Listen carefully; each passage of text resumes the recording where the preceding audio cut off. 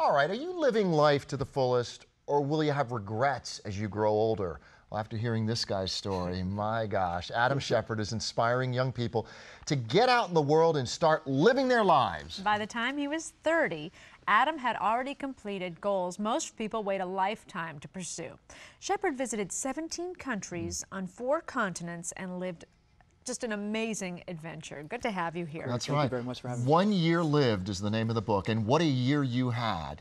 Well, it was just it was an opportunity for me to step outside of my comfort zone, Jerry. I mean, it was not that I feel sheltered in the United States, but I kind of felt like there was a little bit more to live, and I wanted to go out there. But most people wouldn't give up everything. You sold everything, and you said, "I'm just going to go." It's a courageous decision to make, I think. You know, not to say, "Oh, look at me, I'm so courageous," but it's not easy. I mean, you have good things going on, and you're building a career, and you're meeting women, and life is good, and then all of a sudden it's, you know, I think I'm going to leave all that behind, put that on hold for a year and see what happens. So you had to raise some money, obviously, before you left. For 2 years, I worked as a bartender, and a terrible bartender I was. No, horrible. So how did you make enough tips to do this? Cleavage. I showed as much cleavage as possibly could.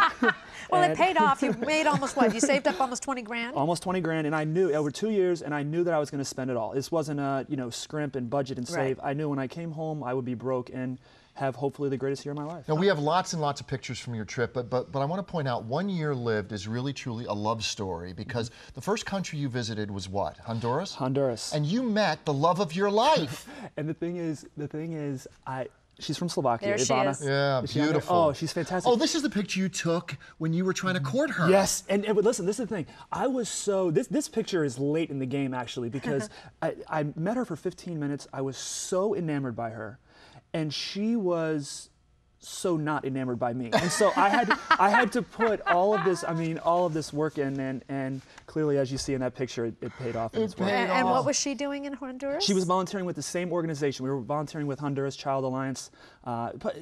This trip was not all bungee jumping and, you know, as we'll see, fighting bulls. This was an opportunity for me to hopefully enrich my life and provide service. But there were a lot of bad things going on, too, in some of these countries. I mean, there were Peace Corps volunteers getting killed while you were there. It's crazy.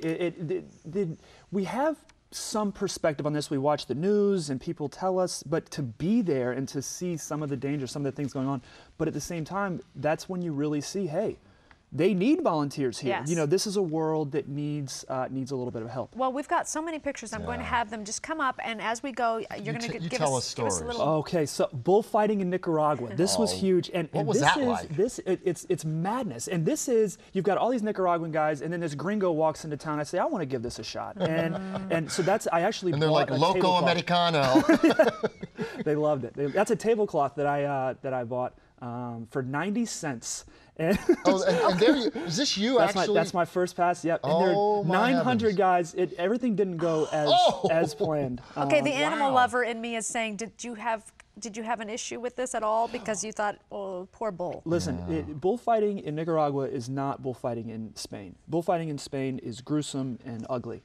Bullfighting in Nicaragua, the bulls go home at night and they're chewing on the grass. So it wasn't like you would think it is in Spain. No, no. So I got to ask you, when you went on to all of these other countries and doing all these other things, did Ivana go with you? She did, and that's the thing. I courted her for 2 months, and then finally I gathered the moxie to say, would you like to travel the rest of the world with me? And very fortunately, she said yes. Where are you there? Scuba diving in Honduras, Utila. Just some really fantastic adventures. Where's is this Australia? Herding cattle in Australia. Nice. And see, we herd cattle in the United States, and it is, you know, nice little cows and horses. It is madness in Australia. You've got helicopters in the air and buggies and motorbikes, zip lining. Zip line. Yeah, oh, absolutely. Man. Do you remember where you were when you zip lined? Yes, we were in Honduras when we zip lined. We did a lot of very fun things in Honduras. That's in Guatemala. A cool picture. What is I'm that? at the top of a volcano there, roasting marshmallows in Guatemala. Oh, I love that. Yes, and I'm thinking, what are my friends doing? Oh, look at the koala. Hugging the koala. That's obviously Australia? Yep, another list, another item off the list. Now this is the mullet. Now let me tell you what. No, wait, that is more of a mohawk than a mullet. Well, you got to do with what the hairstylist gives you. Listen, this is the thing. Everybody's, oh, you had this great year, and what do you suggest?